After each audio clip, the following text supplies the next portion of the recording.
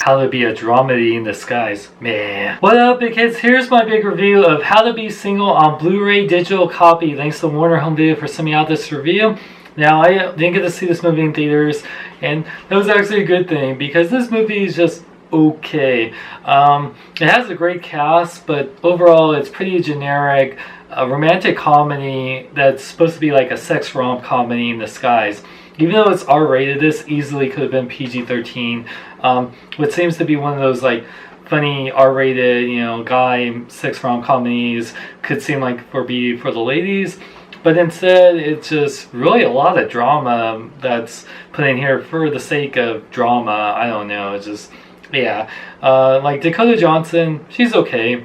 I'd rather see her in this than 50 Shades of Grey, but even sadly, that movie probably has more actual sex comedy than this one does.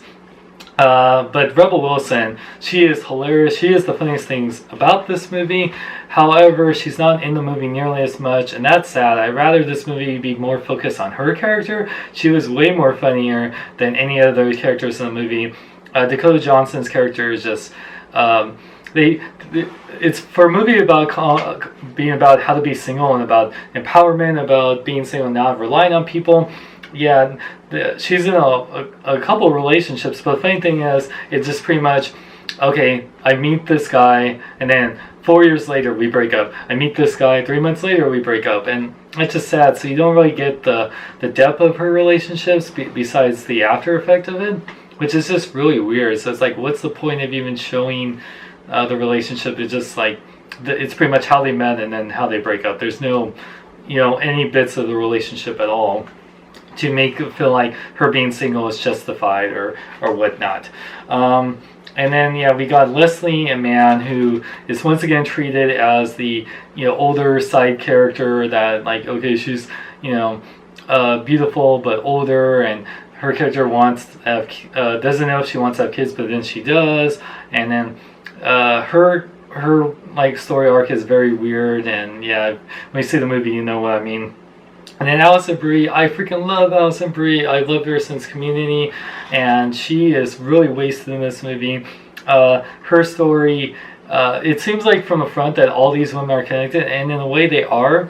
A couple of them are sisters, and then best friend, the main three. But Alison Brie's character is really the least connected of this movie, and I just feel like she was so wasted. They could have put her role with anybody. Like, she's so funny and so beautiful, and I really felt like she should have been Dakota Johnson's character more so. I would have loved it more, but that's just me. And there's a lot of other funny comedians, like Anders Holm from Workaholics. Once again, in another Warner Bros. Movie, he plays a very douchey character. I don't know what it is, I know, but his character is connected with Alison Brie's character, and it's overall unsatisfying ending. But the special features on here, besides the movie looking pretty good in Blu-ray and the sound, you do get 3 featurettes. The pros and cons of How to Be Single. There's the 5-minute things about making a movie and how they wrote it and using the actors. Then there's the Rebel Ramble, a look at Rebel Wilson and how her improv, and they said there's pretty much so much improv from her they could have made a sequel, which I would actually preferred over this movie. And then the best idea wins, the humor of How to Be Single. It talks about with the director and writer making this movie, which pretty much similar to the pros and cons of How to Be Single. Then there's some deleted scenes. A few with Damian Wayne's character. Damian Wayans Jr. is in this movie, who's also very much wasted. I love him and Happy Endings and New Girl, and he's just so wasted. He could be played by anyone. It's very heartfelt, his little part, but pretty pointless.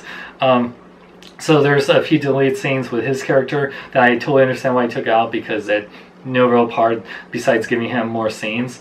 There is a funny bit with Leslie Mann's character snoring, which was pretty funny, but I see why they took it out.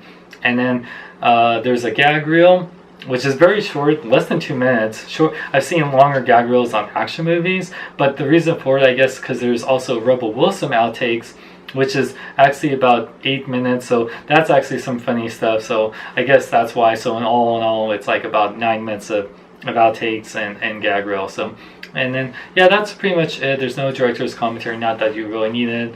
Like I said, I don't think this movie was a waste of my time. It does have some enjoyable moments. I love the cast. I just feel like a few of them are wasted. Dakota Johnson is okay. There is some empowering things in there, but ultimately, so a lot of needed drama that doesn't really make sense in the story of the whole. And yeah, like I said, I felt like there should have been more Rebel Wilson and Alison Brie. So with that said, I give How to Be Single a 3 out of 5. I would say if you're a huge fan of any of these actors, buy it. Otherwise, I would probably say wait till Netflix or whatnot. So thanks to Warner Home Video for sending me out this review. And for more, check out my website at SeanXLong.com. Like me on Facebook, follow me on Twitter, Instagram, links in the description. I'm Sean Long. May I live long and love life.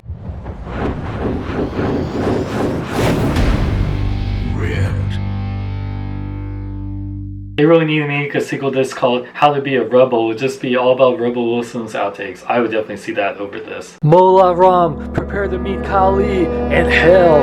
A hell full of CGI monkeys, ants, and gophers. A hell full of aliens and that stuttering kid from Transformers.